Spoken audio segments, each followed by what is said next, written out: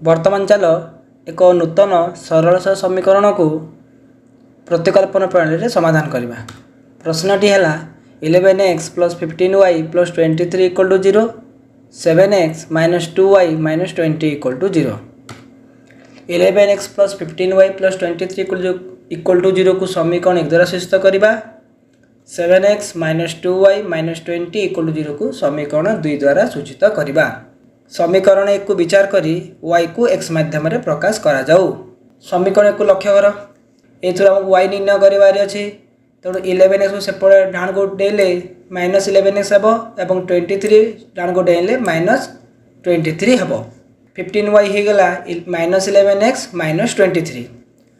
15 y सहित गुणन होइतिबारु y = बाहरी गला -11x - 23/15, जहाँ को आम समीकरण 3 द्वारा सूचित करवा। बर्तमान ये जो y रो मूल्य बाहरला समीकरण 3 जो y रो मूल्य बाहरला ताको समीकरण 2 रे प्रयोग करा जाऊ। समीकरण 2टा होची 7x - 2y - 20 = 0। सेतरे y जा स्थान रे -11x - 23/15 आमे प्रयोग करवा। तेणु प्रयोग करा गला देखो 7x - 2 y जगह रे पड़ला -11x - 23/15 -20 = 0। बर्तमान लसग नवा 7x रो हर रे 1 अछि एवं 20 रो हर रे 1 अछि एवं बाकी जो -11x - 23 रो हर रे 15 अछि। तेणु आम ये 1 15 और 1 रो लसागु नवा। 1 15 और 1 रो लसागु हे गला 15। 15 गुणन 7 होची 105।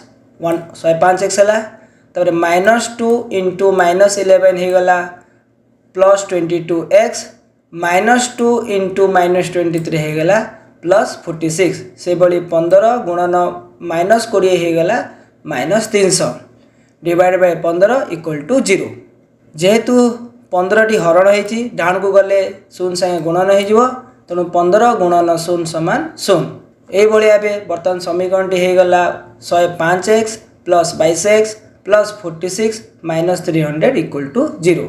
बर्तमान 105x और 22x जो जोग हे से ही जीवो 127x। से बली आबे 46 रु 300 माइनस हेले हेबो -254 = 0। -254 जो डाण को जीवो से तलु से +254 हे जीवो। 127 x सहित गुणन होईची से डाण को गले 254 सहित 127 हरण हे जीवो। तेणु x = हला 254/127 जार उत्तर होची 2। तेणु y रो मूल्य को समीकरण 2 रे प्रयोग कले आमे x रो मूल्य 2 पाइले। वर्तमान पाइथिबा x रो मूल्य को आमे समीकरण 3 रे प्रयोग करिबा। तेणु x रो मूल्य को समीकरण 3 रे प्रयोग करा जाऊ। y = -11x - 23/15 एटा समीकरण 3 थिला आर x स्थान रे आमे x रो मूल्य 2 प्रयोग करिबा। तेणु -11 * 2 - 23/15 हे गेला। -11 और 2 मल्टीप्लाई हे करी -22 होला। तापरे -23/15 -22 और -23 समष्टि होची -45/15 15 3 45। तेणु y रो मूल्य -3। ए भली आबे हमर x रो मूल्य 2 एवं y रो मूल्य -3 निर्धारित होला। तेणु एई समीकरण रो निर्णय समाधान टी होची 2, -3। वर्तमान आमे परवर्ती प्रश्न को समाधान करिबा। परवर्ती प्रश्न टी होची ax + by - a + b = 0 एवं bx - ay - a - b = 0। ax + by - a + b = 0 को समीकरण 1 द्वारा सूचित करबा। bx - ay - a - b = 0 को समीकरण 2 द्वारा आमे सूचित करबा।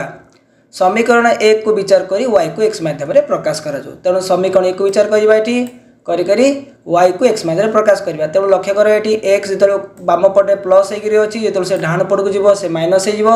से बली माइनस हे जेतलो डाहाण पट जीवो प्लस हे जीवो एवं p टा प्लस हे करी अछि डाहाण गले माइनस हे जीवो। तेणु by = कहला -x + a - b। b एवं y गुणन हेचंती तेणु y रो मान हबो -x + a - b/b, जाको हमें समीकरण 3 द्वारा सूचित करबा। वर्तमान y रो मूल्य को हमें समीकरण 2 रे प्रयोग करिया। समीकरण 2टा देखो एटा bx - ay - b = 0। तेणु bx - a y स्थान रे y रो मान जति हमें पूर्वरु बाहर करछे ताको हमें प्रयोग कले तापरे -a - b = 0। वर्तमान bx रो तळे 1 अछि हर रे 1 अछि, a रो हर रे 1 अछि एवं b रो हर रे मध्ये 1 अछि।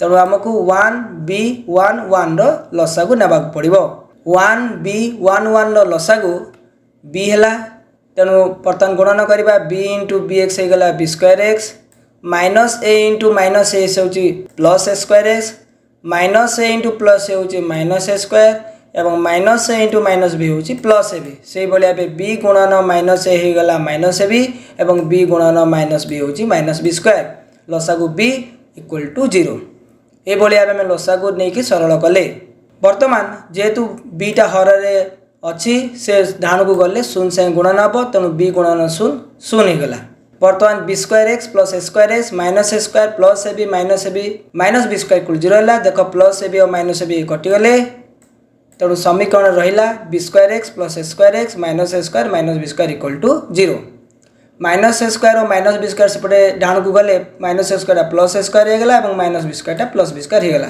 बाम पटू कौन करवा x को कॉमन नेबा तेणु बाम पटू x कॉमन गला पर रहा b square plus a square equal to डाण पटे a square plus b square अच्छे वर्तमान x सहित b square plus a square गुण नहीं करी अच्छी तेणु सेपटू गले डाण गले हरण हो तेणु x equal to a square plus b square विभक्त b square plus a square जेहेतु लबहर सामान संख्या अच्छी एमाने कटिगले कटिक उत्तर x इक्वल टू 1 है तेणु ये भाव आम y रूल्य को समीकरण 2 में प्रयोग कलु जहाँफल x मूल्य 1 बाहर ये x मूल्य को समीकरण 3 में प्रयोग करा जाऊ समीकरण 3 थिला y equal to minus x plus a minus b by b तेणु x जगह 1 प्रयोग करवा तेणु y equal to minus a into 1 plus a minus b by b minus a into 1 हो गला माइनस a फिर plus a minus b by b plus a और minus b ये कटि होती तेणु उत्तर रोचे y equal to minus b by b minus b by b अर्थ हूँ y equal to minus 1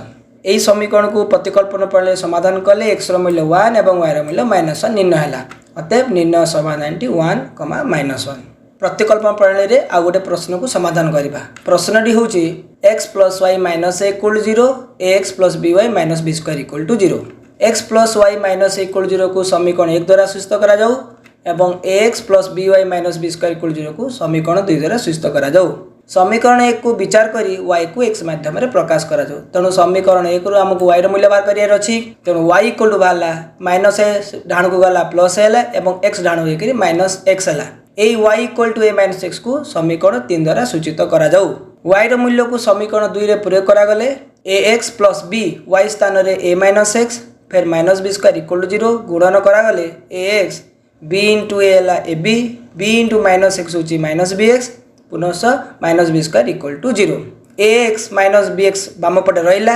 minus b square डाण को गला परे प्लस b स्क्वायर हे गला एवं प्लस ab डाण को गला परे माइनस ab हैला बर्तमान बाम पटू x कॉमन गला तेणु x कॉमन गला पर हैला a माइनस b एवं डाण पटे b कॉमन जिबारु b माइनस a रहिला x b a minus b सहित गुणन होईची तेणु डाण को आसिले हरण हबो तेणु x equal to b into b minus a by a minus b हैला b माइनस a एवं a माइनस b कटिगले कटिबा जोगु आंकर उत्तर माइनस 1 हैला तेणु x equal to minus b उत्तर बाहरला एई भलिया बे x रो मूल्य में माइनस b निर्णय कले वर्तमान x रो मूल्य को समीकरण 3 में प्रयोग करा जो समीकरण 3 एठी अछि ताकू x रो मूल्य माइनस b प्रयोग करबा तेणु y equal to a minus x y equal to a minus x जगह रे माइनस b पड़ला तो एठी माइनस माइनस प्लस हैला तेणु y equal to a plus b अतएव निर्णय समाधान minus b a plus b ए भलिया बे आमे एई समीकरण समाधान निर्णय कले जार